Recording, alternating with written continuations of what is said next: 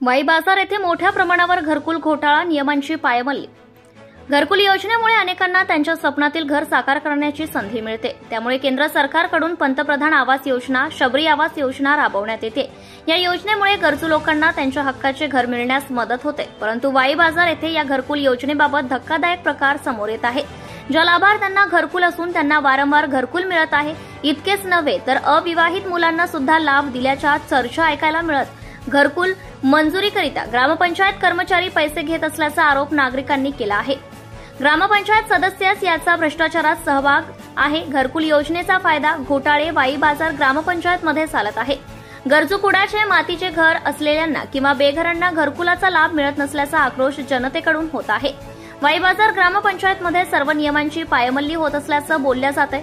ग्रामपंचायतीने घरकुल घोटाळा उघडकीस येण्याची शक्यता वर्तवली जात आहे। वाई बाजार येथे नाराजी व्यक्त करीत आहे। याकडे गटविकास अधिकारी व संबंधित जिल्हा प्रशासनाने लक्ष देऊन कठोर असा निर्णय घेऊन सामान्य नागरिकांचे प्रश्न सोडवावे अशी मागणी सर्वसामान्य नागरिक करीत आहे।